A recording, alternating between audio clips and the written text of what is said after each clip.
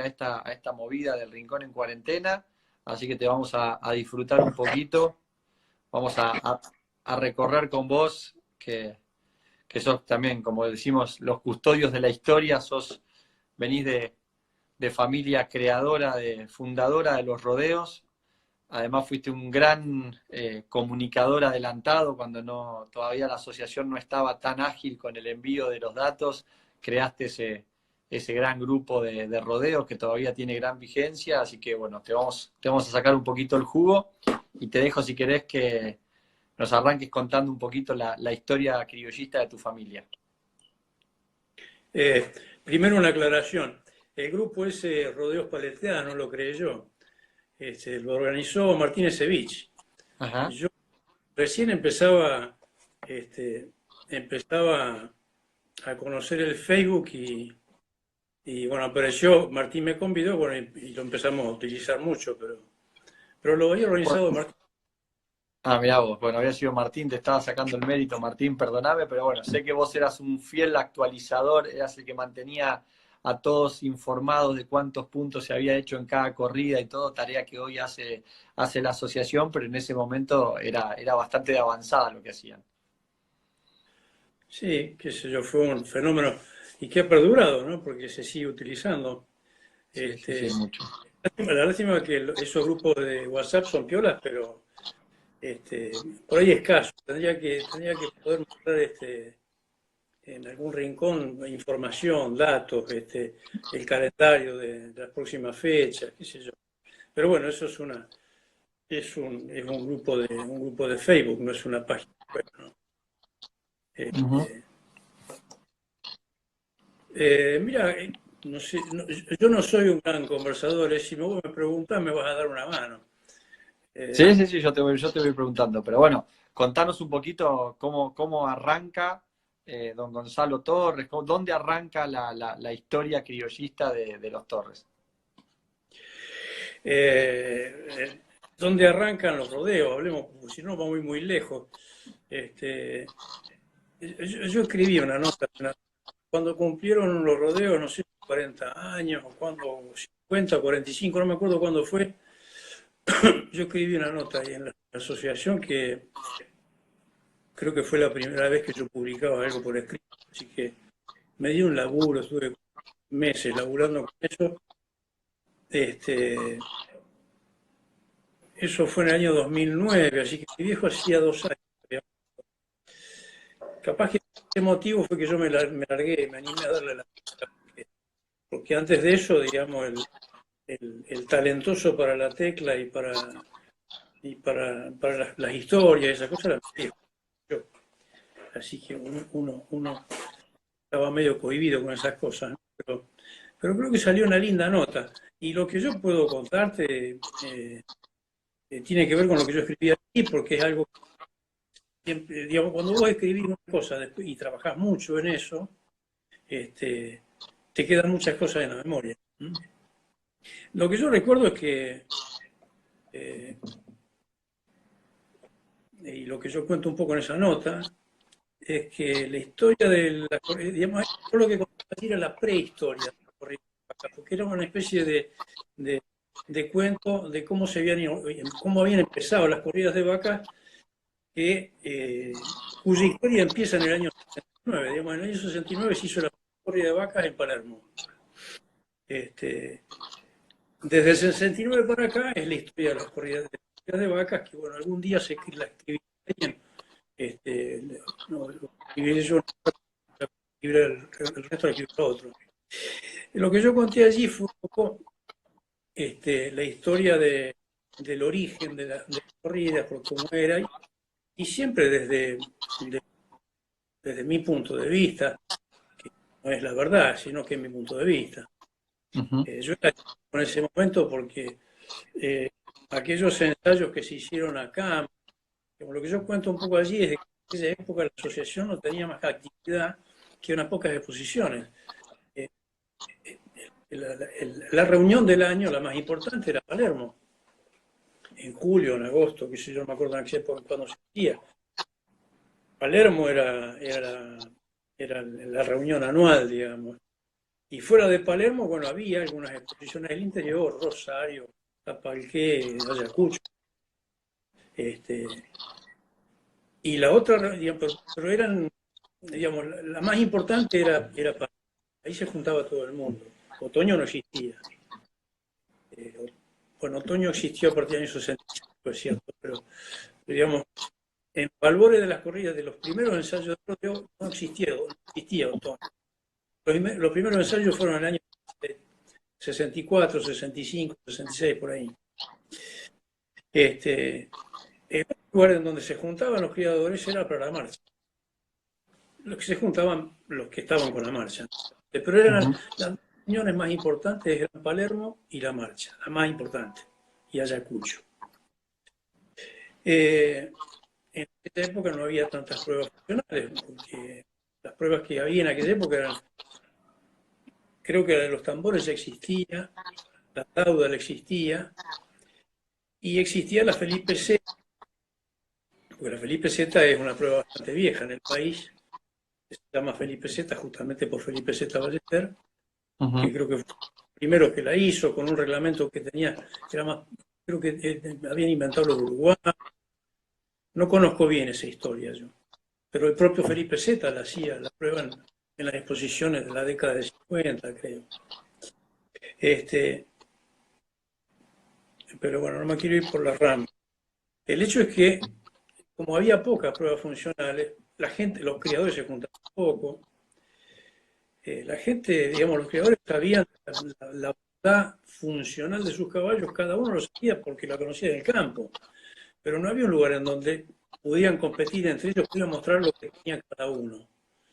Entonces, cuando se juntaban era cuestión de ver quién tenía el mejor caballo, pero era porque cada uno contaba, ¿no?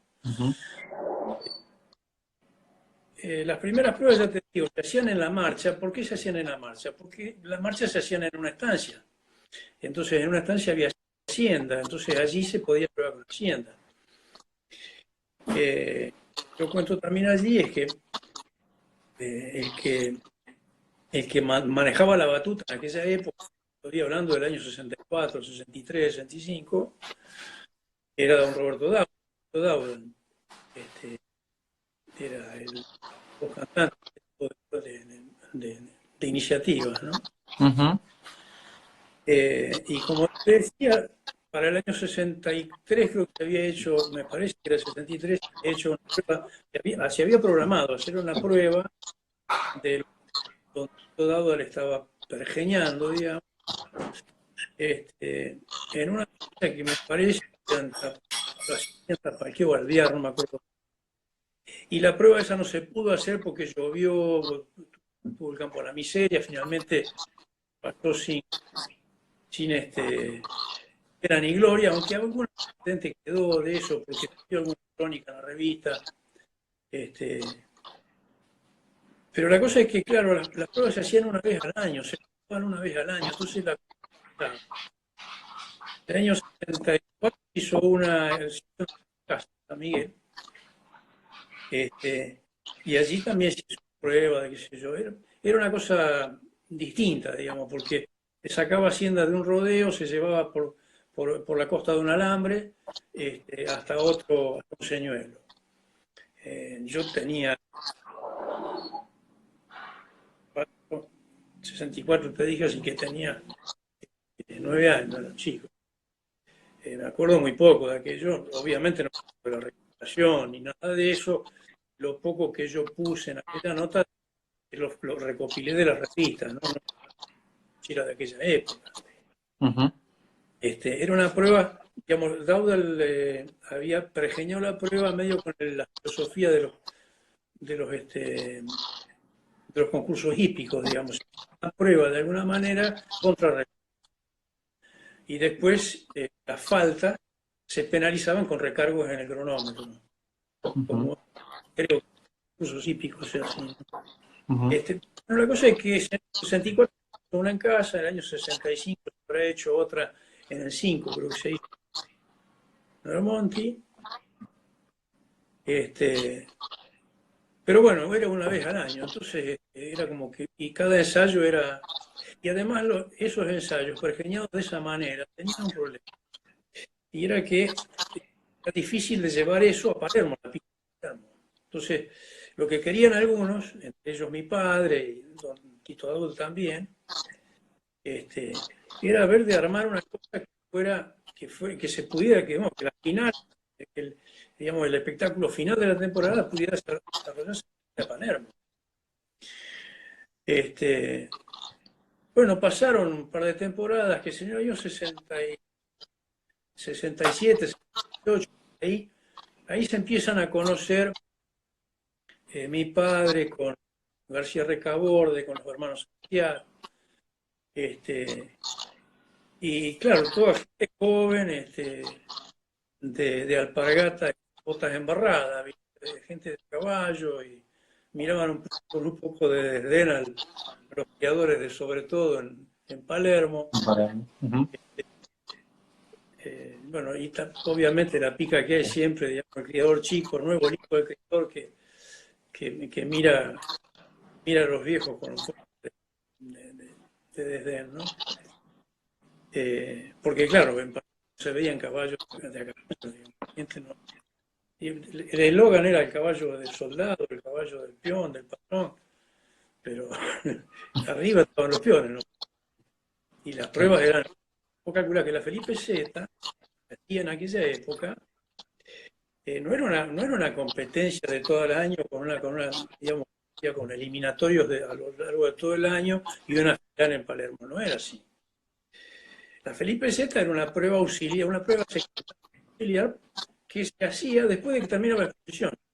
Digamos, se jugaban todas las categorías, se jugaban los campeonatos y después venían los premios particulares, los grupos de criadero, digamos, francas con cuadrillo o conjunto por pelo, que sé yo, había distintos premios y después las pruebas. Ya estaba la Dauda, la Felipe Z.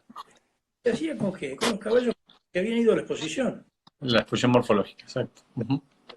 ¿Qué sé yo? Estaba Rómulo Barroso y que yo me acuerdo, qué sé yo, pero había otros que bueno, que le tenían mucha fe al caballo que habían preparado para la exposición. El caballo estaba gordo, lustroso, ¿viste? Vos pretendías sacarle una vuelta a los carrones que venían preparados para la exposición, no venían preparados para la prueba. El hombre le tenía confianza, sabía que el caballo era bueno, porque conocía el campo, qué sé yo, pero lo había preparado para una exposición. Exacto. Y cuando llegaba allí le decían, ¿no quiere anotarlo por Felipe Z? Y bueno, métale, sí, como que no. Y el caballo hacía lo que podía, ¿no? Me fui un poco del eje, no me acuerdo. No, está bien, no importa, no importa. Son todas anécdotas, todos conocimientos que nos sirven, porque es algo un poco entender cómo era en ese entonces y por qué surge esta necesidad de, como vos decís, de los criadores o los propietarios o los usuarios más de a caballo, de hacerse una prueba campera y para poder participarla, ¿no? Claro, ahí empezaron a juntarse, bueno, aparecieron los rusos, el ceviche, como te decía, los dos hermanos García Recaborde y los tres Arciat, Pedro Lucio, Felipe y Juan Manuel. Y creo que es en el año 68, se juntan un día en la casa de Buenos Aires, y esa es la primera junta, eso creo que debe haber sido el año 60, claro, el año 67 o 68. Y debe haber sido alrededor de otoño. Otoño empezó en el año 65. Allí se habrán conversado sobre la idea de organizar alguna fiesta, alguna prueba con Hacienda, pero que se pudiera desarrollar en la pista de Palermo. Me parece que se juntaron, no recuerdo bien, porque yo recuerdo dos juntadas, porque las conozco, por las que estuve en ellas, protagonista más que secundario, obviamente, pero recuerdo una en casa, que creo que fue en el mes de junio, ponerle una cosa, y otra en el Recado, en Paso. Pero debió haber habido otras juntadas, seguramente en los Cerrillos de García Recaborde, recuerdo dónde más, pero bueno, se juntaron una semana a huevear con los caballos. Y recuerdo que en casa lo que se hizo, se paró el rodeo en una esquina un potrero y bueno, a ver, vamos a ver qué sale de acá. Y sacaban, apartaban lo que viniera, qué sé yo, a ver qué se podía inventar de alguna manera. Yo cuento por allí una cosa que me acuerdo porque la estoy viendo. Era una mañana que estaba el suelo húmedo y Claudia estaba la camioneta de mi padre, porque estaba cerca. Entonces se bajó el macarrón y se subió arriba de la chata y con la chata, haciendo la patinada en el pasto, marcó una cancha. Digamos, como yendo del ojo del rodeo así hacia el campo, ¿no? Hizo una raya de un lado y se volvió por una raya del otro. Dice, bueno, hay que sacar del rodeo, pero hay que sacar por acá, digo. Y así hicieron una serie de pruebas.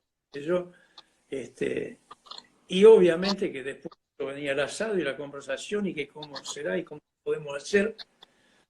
Y obviamente yo no me acuerdo de algunas.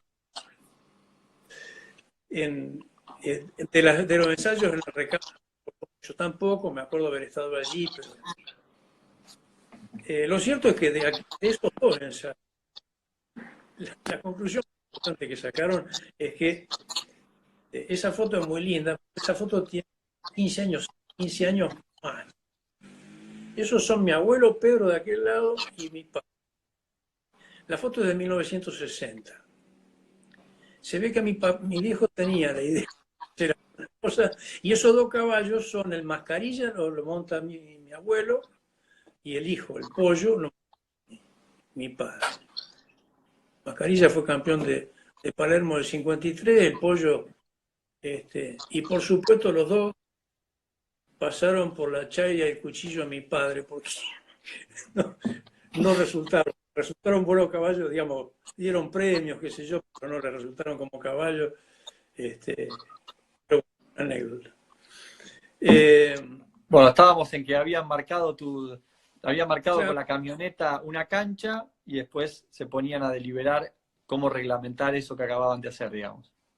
claro, pero esos ensayos, digamos, de esos ensayos salió la certeza de que había que hacer una manga, porque si no controlaban el rodeo era imposible hacer una cosa en una superficie determinada, ¿no? Si no era un vivo desorden, iba a ser imposible, una cosa que tuviese algún encanto para el mirada, ¿no? Y en Una algún cosa que me orden. parece, una cosa que me parece muy interesante de lo que estás contando, que yo no lo sabía, es hoy realmente la final de rodeos en el estadio que es la Sociedad Rural Argentina, es como siempre fue un tema muy presente en la asociación de cómo no perder eso. O sea, sabemos que está la dificultad de mover animales hacia las grandes ciudades, la dificultad con todo el tema de una mala información sobre el bienestar animal, porque realmente es una prueba que, como vos bien decís, refleja un trabajo de campo, pero bueno, a veces es un poco malinterpretado con respecto a sufrimiento animal y demás, pero es muy interesante escucharte que uno piensa eso hoy en la actualidad con las tribunas llenas y que no queremos sacar este deporte acá, pero lo que estás contando que desde sus orígenes ellos pensaron en un deporte que se pudiera hacer en la pista de Palermo, eso es muy interesante. Sí, yo corregiría un poco la idea, porque en realidad lo que estaban pensando era en una prueba. Una cosa es, ellos Ujú. pensaban en la prueba funcional, la prueba cabal. El criterio de aquella época era, era más técnico, no estaban pensando en una fiesta. Aquí, digamos, la idea de que fuese una prueba para lucirse como jinete estaba encubierta. La versión oficial era que tenía que ser una prueba de selección de caballos, ¿no? Ujú. Este, y hay que llevarlo a un lugar en donde poder compararlo, digamos, cada criador tiene que llevar su caballo, tiene que competir entre ellos. Entonces, esto hay que hacerlo en una superficie acotada, en un corral o en una pista. La lógica era pensar en la pista de Palermo. Ujú. Entonces, justamente por estos ensayos, llegaron a la conclusión de que tenían que armar una manga y sacar la vaca por la manga. Después verían en cómo se representaría el resto de la prueba, ¿no? Pero pero tenían que resolver eso. Fíjate una idea que se me acaba de ahora. En Chile pasó una cosa parecida. En los años, una vez me contó Coteco que hasta el año 60, me parece, o 60 y pico, en Chile ya se corría con apiñadero, ¿no es cierto? La media luna con apiñadero, y se sacaba del apiñadero y se corría, ¿no? Pero era muy lerdo. ¿Por saber por qué era muy lerdo? Porque las yuntas entraban, las polleras entraban y tenían derecho a elegir el animal. Entonces entraban y daban vueltas, sí, no, y se prolongaba, no terminaba nunca la prueba, hasta que salía una yunta corriendo, habían pasado 15 minutos y digamos, ¿por qué justamente el problema que tienen todas estas pruebas con Hacienda es el orden. Digamos, la Hacienda vos no la podés ordenar, porque la Hacienda no va a respetar el reglamento. Entonces tenés que meter en el portal. Fíjate vos los prolijos que se hacen la prueba en Palermo cuando sale una vaca, o cuando hay 2 o 3 vacas sueltas en toda la pista. ¿Viste cómo se desluce el espectáculo, las corridas, se desluce todo? Hay uno corriendo por acá, el otro. Pero bueno, me fui por las ramas. El tema era... Tenían que diseñar la manga. Había que diseñar una manga. Esa fue la necesidad. La cosa es que, bueno, terminaron por en algún momento de ese mismo año, 68, mi padre armó una manga, los rusos armaron una manga también. Se juntaron, no me acuerdo en qué momento, de ese mismo año 68, creo que en Paso. Esa debe ser la vez que se juntaron en Paso, en lo de los rusos. Y la conclusión de que había que hacer una manga debió haber salido de San Miguel desde junio, y dicho vamos a hacer una manga, y habían llegado allí, habiendo probado. Yo sé que mi padre había hecho, no sé qué pruebas habrá hecho, yo estoy hablando del año 68. En el 68, si yo en el 68 todavía estaba en el campo. Y los rusos habrán hecho sus pruebas.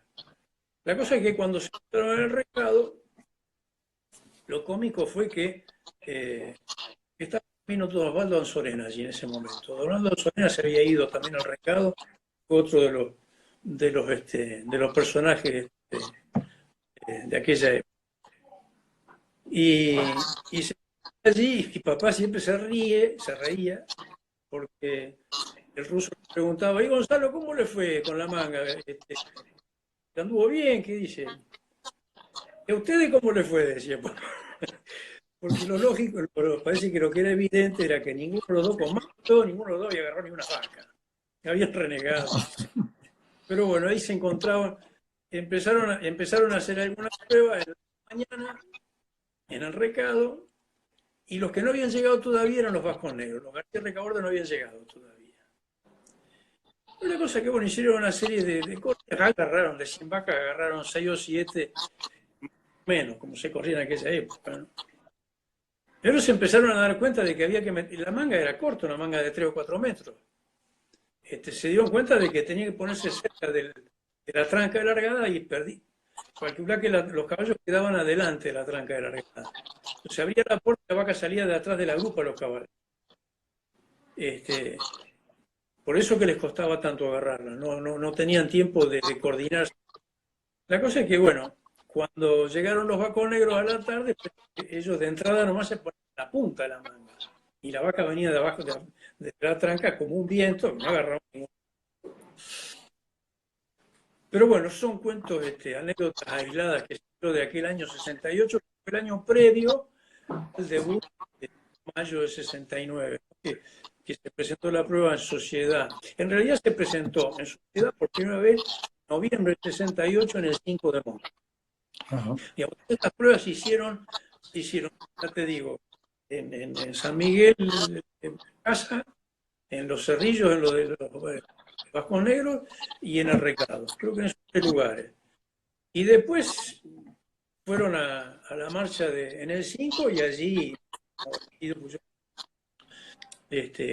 y ya cuando se hizo ya cuando se hizo en la rural, que hablas tanto del diseño de la manga, ¿ya era con el codo y como tal cual la conocemos hoy, o fue sufriendo modificaciones a lo largo del tiempo?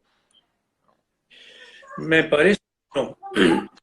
Cómo era, porque la manga que se armó para Palermo, no creo que se haya armado en el año. No sé en qué año habrá que preguntarle, Luisito, capaz, Luisito Amadeo, capaz que sepa qué año se armó eso, porque fue una inversión de la... Y encima no llegó, porque en esa época todos estos ensayos, porque acordate que esto era una iniciativa de todos estos locos, en aquella época, incluso después de 1 o 2 años después, fundaron la Federación Argentina de Rodeo, que era una asociación aparte de la federación, aparte de la asociación, si bien con nexos sociales y políticos y afinidad, digamos, porque toda la prueba se iba a hacer con caballo criollo.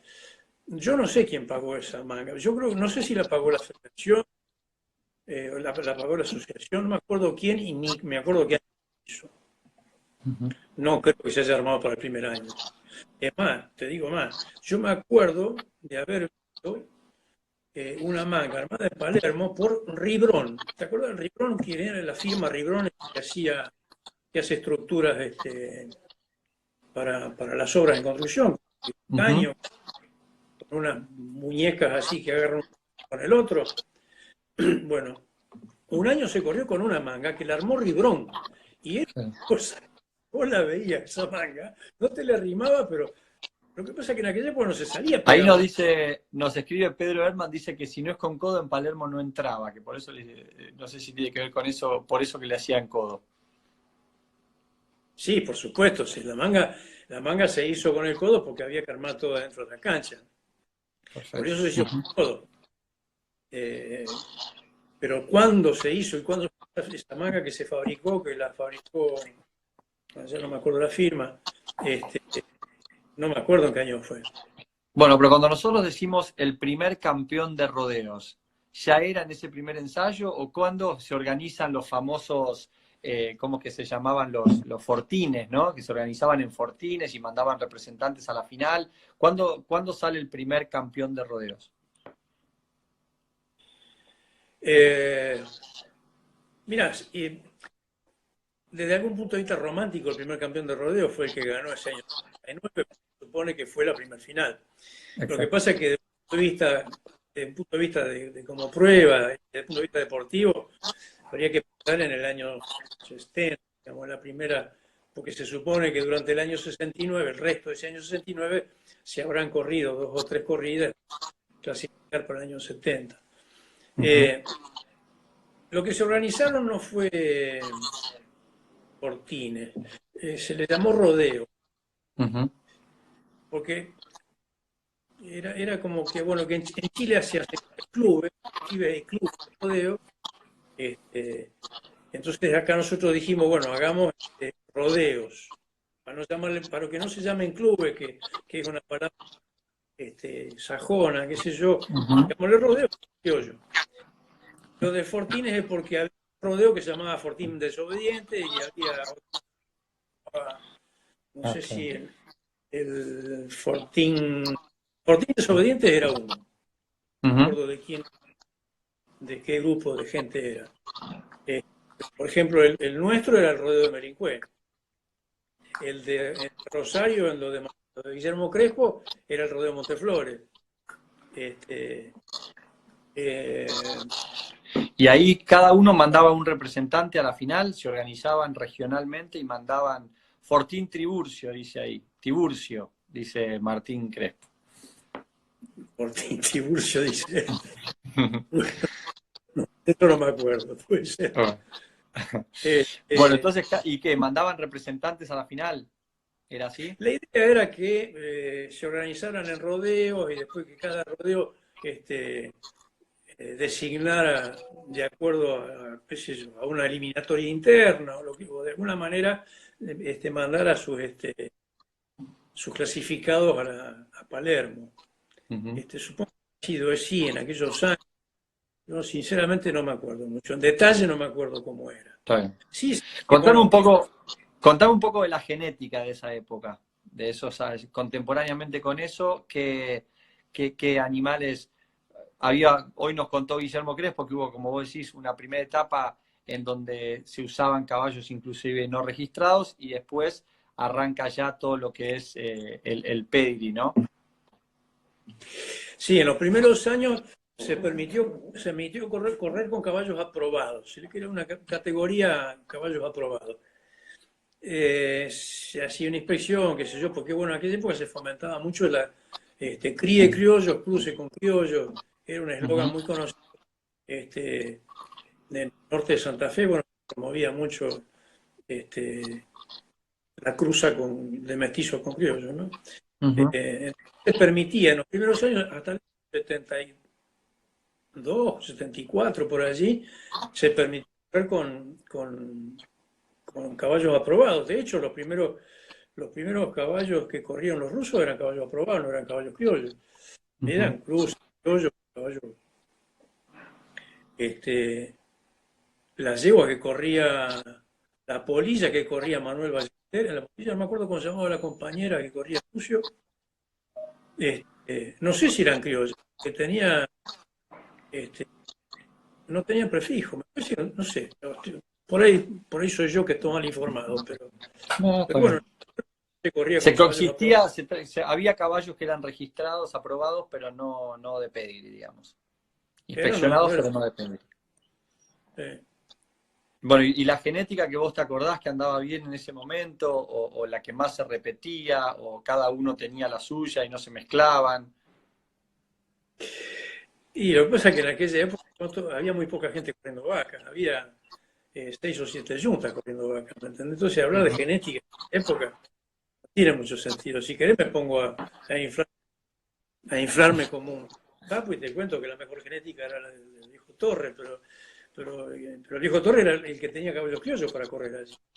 Bueno, qué genética usaban los Torres? Entonces, vamos a hablar de eso.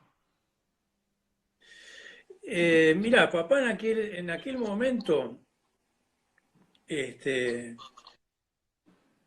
mi padre siempre se criaron caballos en San Miguel, obviamente, pero por una cuestión obvia, pero empezaron a escribir en el año 47. Mi padre va a trabajar al campo con su padre. En el año 47 empiezan a comprar las primeras criollas inscriptas, digamos, de origen solanés. Y eso es la base, eso y después algunas yeguas de José Pablo se compraron después. Este, la base de la cabaña era eso, ¿no? Después empiezan a entrar sangres chilenas, llega una yegua de Chile, la alfarrera, y, y, y papá empieza a descubrir lo bueno de los hijos de Paleta, lo empieza a ver en la década de 60, cuando empieza a reproducir, cuando empieza a ver las crías del caballo. Pero en realidad él ve las bondades del paleta, de las crías del paleta, lo ve en la marcha. En la década del 60 mi viejo era fanático de la marcha. Las hijas del paleta eran irrompibles. Cumplían la marcha, ganaban la marcha con alarde, eran irrompibles. Lo que pasaba con el paleta era que no era muy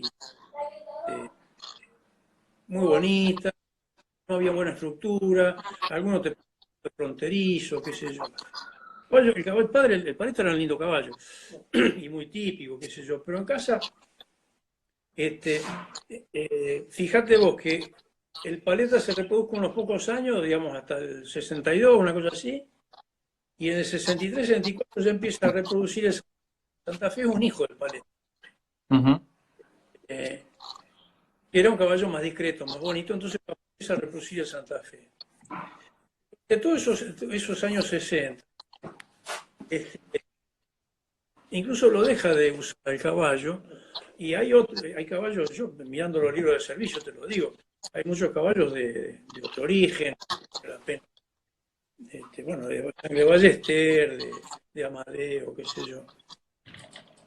Lo que pasa es que al mismo tiempo, sobre el fin de los 60, digamos, 68, 69, 70, 71, Ahí empieza a ver mi padre, ahí los empieza a descubrir como caballos con bondades para el trabajo. Ahí los descubre.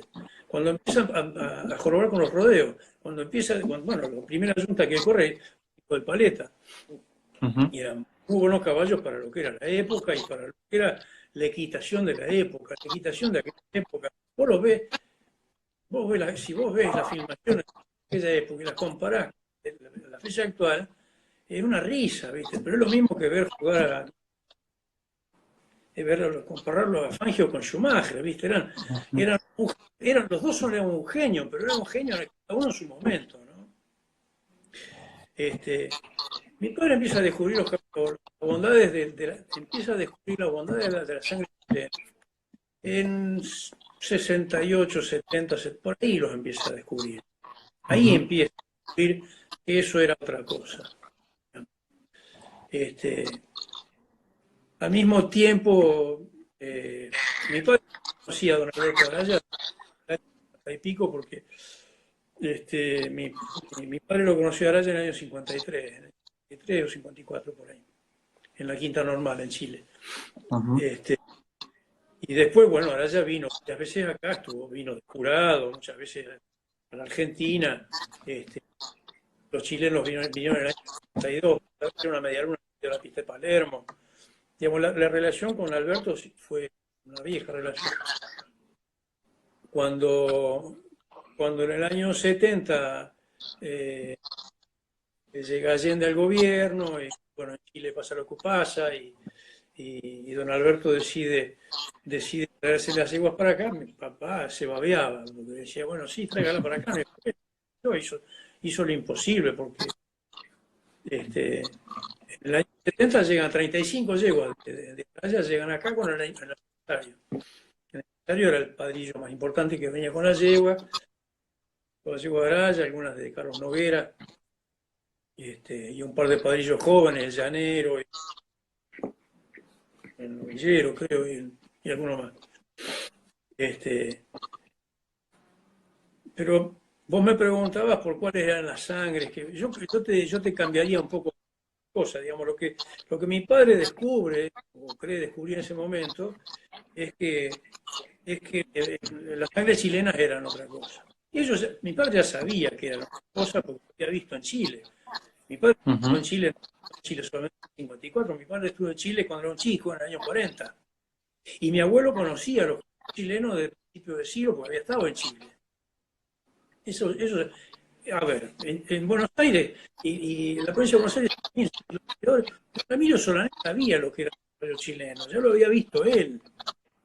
Los viejos criadores conocían las bondades de función de los caballos chilenos desde hace mucho tiempo que las conocían. Lo que pasa es que Ujú. en aquella época no existía la globalización que existe ahora, ni las facilidades que hay ahora para traer un caballo del otro lado de la cordillera. Sobre todo, Era otra. y además supongo que también existía ese espíritu nacionalista de que una raza de selección de del país y demás, quizás pensar en mantenerla en un estado puro también generaría ciertas dudas a algunos criadores sobre si usar o no usar sangres chilenas, ¿no? Mira, yo te diría que eso es más, digamos, que esos pudores son más posteriores. Ajá. Porque me parece que hace no mucho estuve releyendo algunos libritos, entre ellos El caballo del país, de Dauda, Ujú. este, y don Emilio tuvo mucho por Chile en la década, en los primeros años del 20, antes de la fundación de la asociación. Este, y en aquella época, y creo que, bueno, no sé si Pereira Iraola trajo algún caballo de Chile en aquella época. Ujú. En aquella época se estaba formando la raza. Y en aquella época no era fácil traerse un caballo de Chile, era un despelote. Sí. Lo que hizo don Emilio de traer las yeguas del sur de la Patagonia fue una patriada que era una cosa impensada, ¿no? Imposible, impensable. Ujú. En la década del 40, del 50, en aquella época era muy difícil tener un caballo tan lejos, digamos. Era una cosa y aparte me parece que la discusión pasaba por otro lado.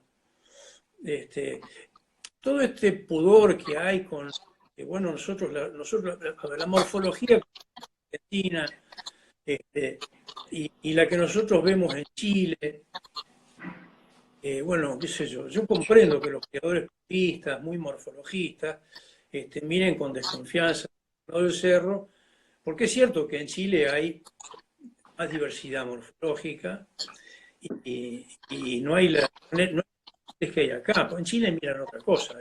Ellos miran el primer golpe de ojo de un caballo, el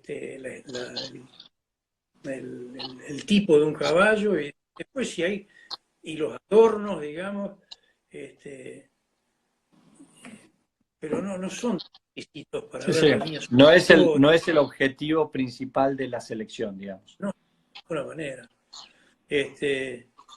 Entonces, me parece que esta conversación de si Chile, si yo traigo el método Sardena a mi caballo o no lo meto, qué sé yo, es una dedicación más moderna, de los 80, de los 70, qué sé yo, bueno, que la conocemos vos y yo, pero en aquella época no era tan así.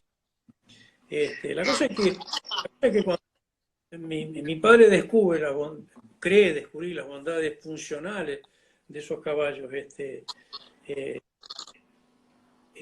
ahí cuando vos miras los libros de servicio te das cuenta de que ahí le cayó una ficha, porque hasta el 69-70 al Paleta le echaba, ya digamos, los últimos 5 años de la década del 70, al Paleta le echaba 1, 2, 3 yeguas y alguna más, pero los demás eran para cabañas morfológicas, ¿me entendés? Él buscaba morfología como cualquier criador.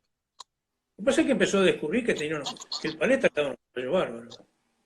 Claro. Lo asoció con lo que él había visto en Chile, bueno.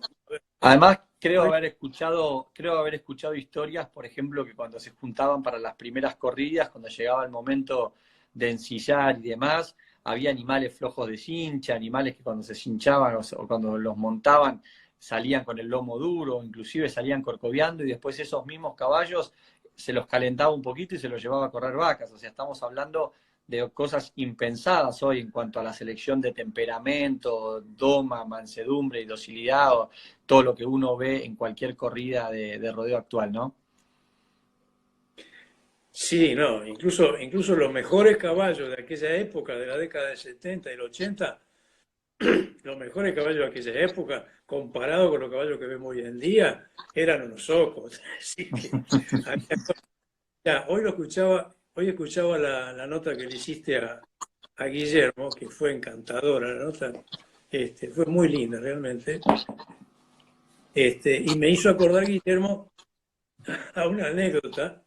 No vamos a nombrar a los protagonistas A los protagonistas, ¿no? porque igual cuando cuente el cuento se van a acordar todos. En una corrida en Rosario, año 80 de haber sido, tampoco, había un corredor que llegaba, cada vez que llegaba a la manga para despedir la vaca, el caballo era bastante diablo. Y era difícil detenerlo. ¿Qué hacía? Primero que le daba trabajo llevarlo hasta la manga. Para llevarlo, cuando llevaba la manga lo agarraba una oreja. Lo agarraba una oreja y le llegaba a morder la oreja. Y decía cuando estaba listo, decía, larga y larga. Entonces soltaba y salía. Qué bárbaro. Es un cuento. Otro cuento también de una yunta que llegó a correr en Palermo. Esto es un cuento que lo he visto muchas veces, digamos, y todavía alguna vez se da con algún caballo resabiado. La primera vaca la corren bien, pero la segunda vaca hay un caballo que se niega, que no quiere volver a la manga, no quiere correr, no quiere arrimar, da trabajo. ¿Cómo llega el caballo de vuelta desde el señuelo hasta la manga? Se lo trae paleteando el compañero. Porque el caballo, en vez de venir del señuelo, quiere volverse con los compañeros, no quiere la manga. Entonces, para que vaya a la manga, el compañero se lo lleva paleteando. En la punta de la manga sale uno para cada lado y cuando llegan al codo, ya están pidiendo la vaca y salen. Hay muchas picardías de esas.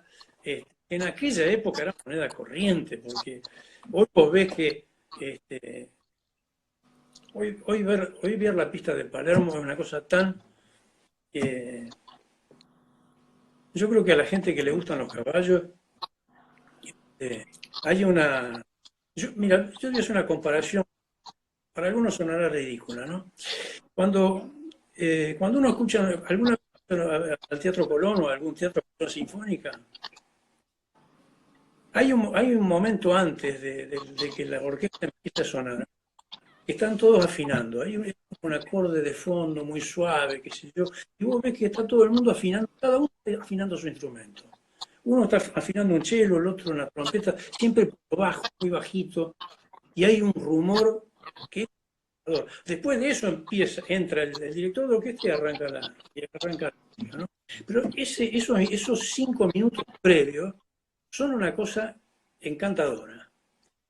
Y yo lo comparo con el viernes a la madrugada antes de que empiece la partida de la primera serie.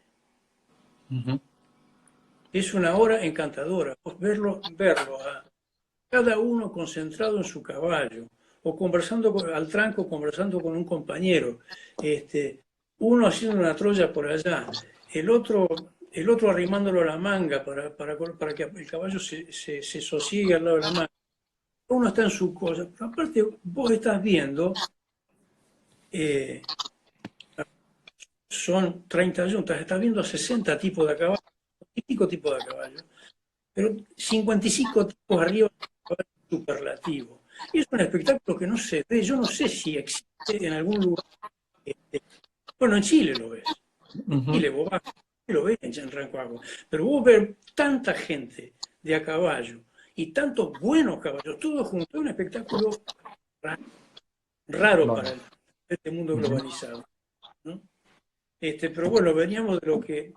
esa es la actualidad, ¿no? En aquella época, carnaval, muchísimo.